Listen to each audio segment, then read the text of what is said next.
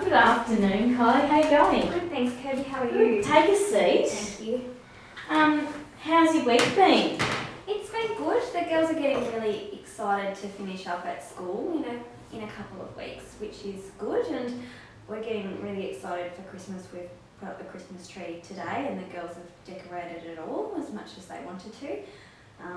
So over the next few days, we'll put some presents under there, so it's starting to look a bit like Christmas, really. Cool. Yeah. When does school finish? I think it finishes in a couple of weeks. I think they finish on a Thursday, so we've got lots of end of year concerts before then. Yep. And some break-up stuff for the girls. And then I think that's all that's left of the school year, but the girls have got a birthday party to go to too before the end of the year, so yeah. Got a lot on. Busy time. Yeah, it tends to get like that near the end of the year, doesn't it? It does, work Christmas dinners and parties, and it's just so busy. Yeah, cool. Okay, well, we might have a bit of a chat about your last session. Yeah. So, with that one, you found out that you were pregnant. Yep. 2 months along, was it? Yeah. Yeah, cool. And you weren't quite sure what you wanted to do, whether you were happy to keep it or, other options. Yep. We came to the conclusion that you do. Yeah, Yeah. no, I do. I decided that I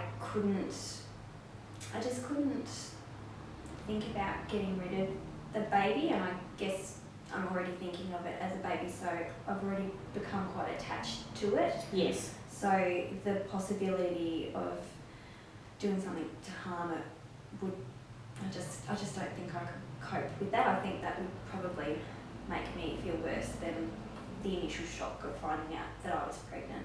Yeah, okay. So how are you feeling at the moment, at this present time? How are you feeling? I feel okay. I feel anxious about what's going to happen. Yeah. And to how to get to tell my husband and tell our family, because I haven't said anything to him yet. I guess I was, by the time I got my head around it, I was already quite far along. So once I got to this stage, I was a little bit apprehensive of if something happened, maybe I should wait a few more weeks, because I could still miscarry the baby or something could happen. So I've kind of put it off a little bit, and so now it's kind of getting to the time where I need to say something, because I'm noticing that my body's changing, and I'm sure people will soon be able to tell as well. Yeah, okay.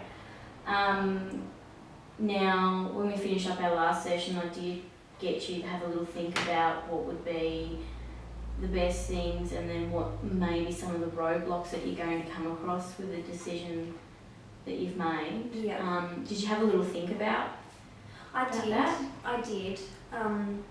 And it's really exciting to think that we could still have a baby. Yeah.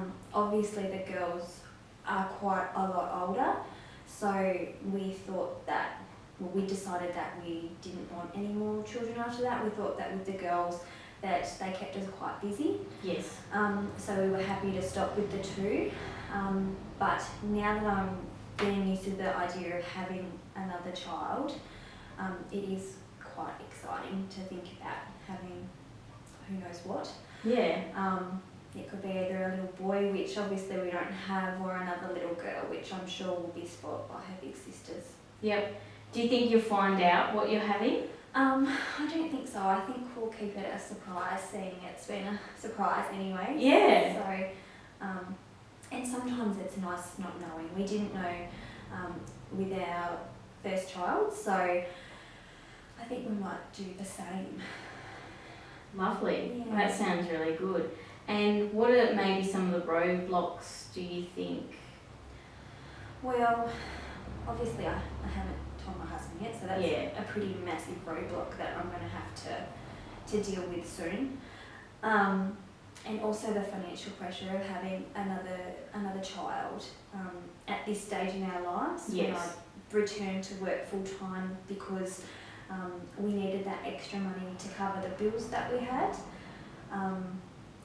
it's been nice having that extra money come into the house so that we can go off and do family things that we might not have done before, like going to Melbourne and doing all those things over there, like going to the aquarium and seeing the zoo with the girls. Yeah. So the thought of not quite having that financial control is quite daunting in how we're going to cope with it. Yeah.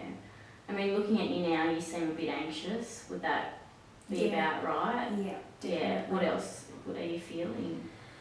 I guess I'm just feeling a bit uncertain about how people are going to take it.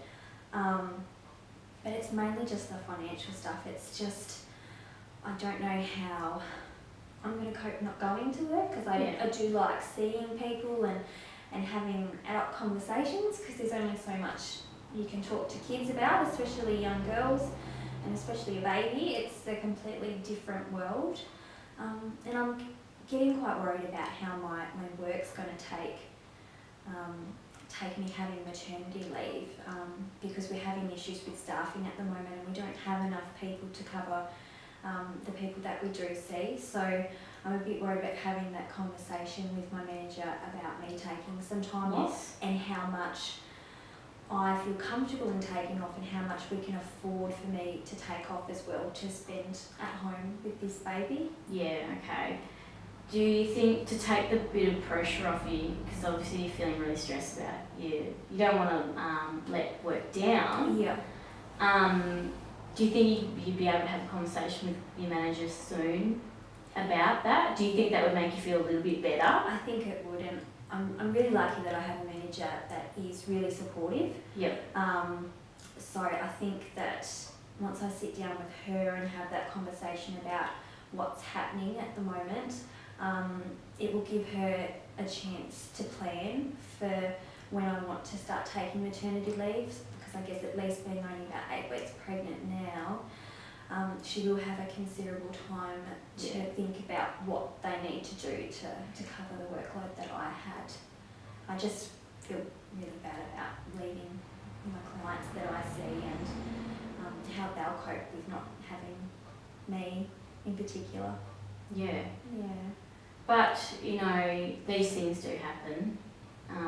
And if you tell her soon enough, then they'd be able to cover your position for a little while, don't you think? Yeah. And it would be good, because I'm sure giving them that notice, that at least with my clients, then we can do visits together, so they kind of get that idea of, I'm going out, but this is the new person that's coming in, and it's going to be sort of prepping your clients to how things are going to be, you know, 6 months down the track or whatever. Yeah, definitely. Yeah. That's very important to me, so. Yeah. Well, at least you thought about that though. Yeah. That's good. So, have you thought about when you're going to tell your husband? Yes, I need to do it sooner rather than later. Yep. Because the longer I leave things, I find the more I try and back out of doing it, or try and delay it. And I think I've delayed this long enough now. Yes. I think that things are going to start changing, and he's going to start picking up on mood swings and things like that. So I think he needs to be told sooner rather than later. Okay. So with that, what do you think would be the best case scenario? What would the best case scenario look like if you told him that you were pregnant? I think the best way that I'm going to be able to tell him is when he's relaxed. So I think maybe I should do it either over the weekend or early next week, after we've had some family time together, and so he's not too stressed about work, and so that he's enjoyed the time that he's had with the girls. Yep. And he doesn't get to see them a lot during the week with his work. And then I think the best way I can do it is I'll do it at a night time, and I will make sure that the girls are asleep in bed and make sure that we've done all our jobs, and then we'll sit down and have a conversation, because we quite often talk after the girls go to sleep, because that's pretty much the only time that we get to ourselves nowadays. Yeah. So I think that would be the most ideal time to tell him and have that conversation without being interrupted or have things going on. Well, you sound like you've given it a bit of thought. Yeah. That's great. Yeah. So do you think that is what you just talked about, the ideal scenario? Do you think that's achievable? Do you reckon you could, create that? I think I can. I don't think I've thought about it too unrealistically. Yeah. Perhaps apart from the girls not wanting to sleep. Yeah. Some things you can't control. That's right. But I think if I can set them up in their rooms and do the normal routine stuff with them, that will be okay. It's just making sure that I follow through with it, because it's one of those things. It's something that I think about as soon as you wake up in the morning. I need to do this, but the more you think I'll do it tonight, and the closer that you get to that time frame, the more butterflies I get in my stomach about how I'm going to do it and what I'm going to say, and it's replaying in my head all the time about how I want my words to come out and how I want the conversation to sound like. So I think I just need to get the courage up and just do it. Yeah.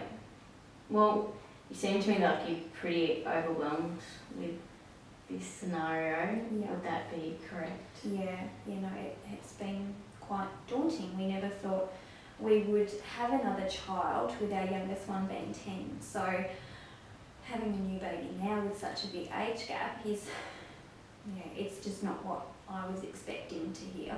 Yeah. Well, that sounds pretty good. I mean, that's a really good short-term goal that we can look at the moment. It would be really great if you could have a chat with him between now and our next session. Yeah. Do you think that would be achievable? I think so, and because I'm kind of getting to that end where doctor's appointments are starting to happen and midwives' appointments are starting to happen, I know that he would be upset if he was kept out of that process, so I'd need to do it definitely in the next few weeks, because I have that first appointment next week. So so it has to happen. I've got a deadline, and I think I just have to do it now. Yep.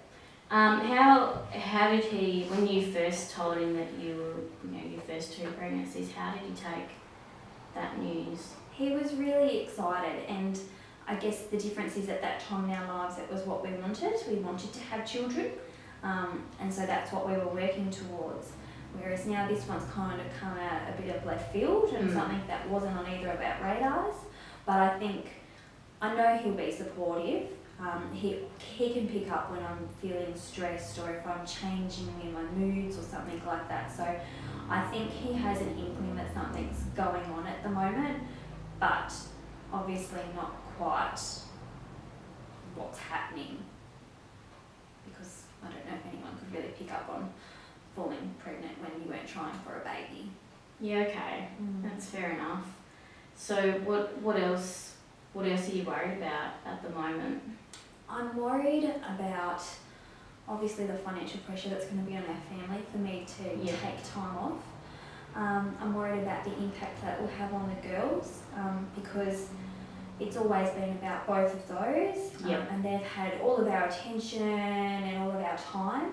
So for them to understand that there's going to be a new baby in the house that's going to impact on that time that we have with them, which is going to take some readjusting for them. Yeah, definitely. Because with a new baby, you do spend a lot of time with them. You've got to feed them, you've got to change them, you've got to interact with them. Time that I will not be at work, but they won't be at home with me, so they might feel they're missing out on what's going on with the baby too. And I'm also quite worried about telling our family and how they're going to take it. They'll probably be happy for us, but I know that they'll be wondering how I got myself in this situation, how I feel pregnant, why wasn't I taking contraception, which I was, but obviously, sometimes it fails, and this is a prime example of it. And I just wonder what they're thinking about, just how we ended up here. Have they been a bit judgmental in the past? Has there been any scenarios where they have been like that? No, not that come to mind. It's more, I think, in my idea, I think I probably would have the same thoughts. Yeah. And especially with my job coming from like nursing background, it's kind of like you are supposed to know how not to get pregnant, and you're supposed to know what a broken bone looks like if you can't see it on the outside, and it's just the perception that I should have known better and I shouldn't have got myself into this situation to begin with. Yeah, okay. That's fair enough, but I mean, you can't control how other people feel about you No. at all. What else do you think, what else are you worried about? Well, the other thing I'm worried about is that with the girls, when I had them, it impacted on my body quite a lot. Yep. They were both quite big when they came, so I had a lot of issues with bladder control after that happened because there was a lot of pressure both times. It wasn't quite so bad with Roxy being the first child, but because there had already been that pressure on my pelvis and my bladder, by the time I had Millie, then things just started to break down a little bit more. So I had to have a lot of physio to get myself back on track.